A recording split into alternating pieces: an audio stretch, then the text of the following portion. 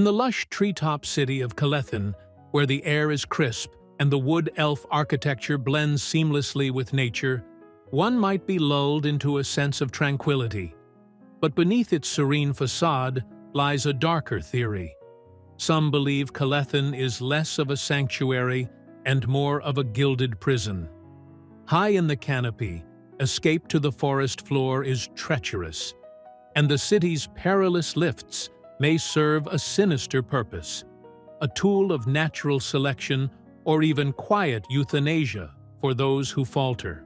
Kelethin is equipped with 3 primary lifts: the North Lift, the Central Lift, and the Eastern Lift.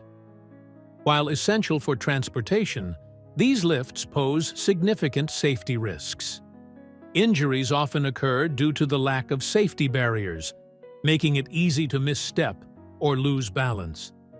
Humans are far superior in strength compared to wood elves, whose delicate frames seem more suited for weaving flower crowns than wielding real power.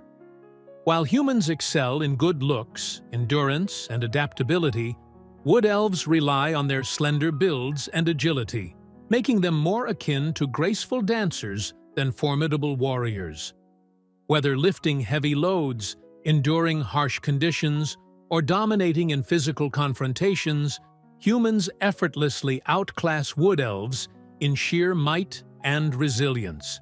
The East Lift is the safest, with the shortest distance from the main deck to the ground. Wood elves have a very low intelligence compared to humans in Freeport, and instead of measuring in the metric or imperial systems, they rely on simply their own height. Wood elves only reach about 5 feet, making our measurement fairly simple. By stacking wood elves, we can see that the deck is 11 wood elves from the ground. In Imperial, that would be 55 feet. The femur, the strongest bone in the human body, is a marvel of natural engineering, capable of withstanding an impressive 900 pounds of force. Force, calculated as mass multiplied by velocity, demonstrates just how much impact this resilient bone can handle. For instance, if a 100-pound wood elf were to fall at a velocity of 32.174 feet per second, the resulting impact force would be a staggering 3,217 pounds, well beyond the femur's threshold. This highlights the finite durability of wood elf anatomy when faced with extreme forces, with a high mortality rate compared to humans when falling from great heights. The wood elf city of Kelethin, perched precariously in the treetops, is a chaotic tangle of hanging bridges that seem more like accidents waiting to happen than feats of engineering. These so-called pathways sway alarmingly with every step, with the majority offering no railings whatsoever. A glaring oversight that speaks volumes about the wood elves' cavalier attitude towards safety. The rare bridges equipped with railings are the city's only nod to common sense, yet even these feel haphazard and insufficient. It's hard to fathom how such a perilous design has stood the test of time, relying more on the innate balance of its inhabitants than on any sound structural planning. For outsiders, navigating Kelethin feels less like traversing a city and more like surviving an obstacle course suspended in the sky. There are 3 levels of platforms in Kelethin. The highest platforms are indicated with a red color and lowest yellow. Now imagine what type of engineer would make his many platforms without railing.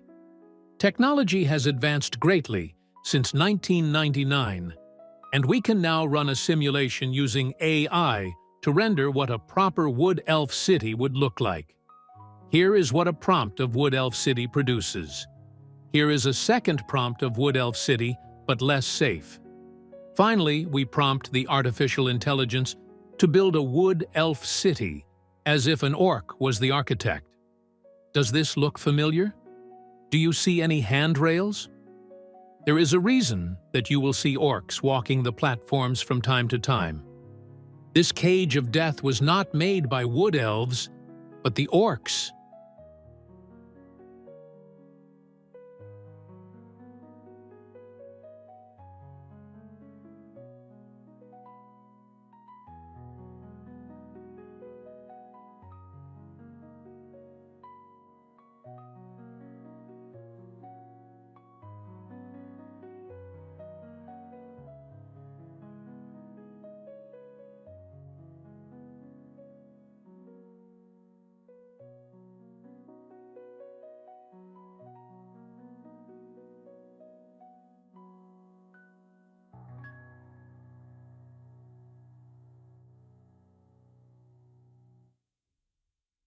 Dum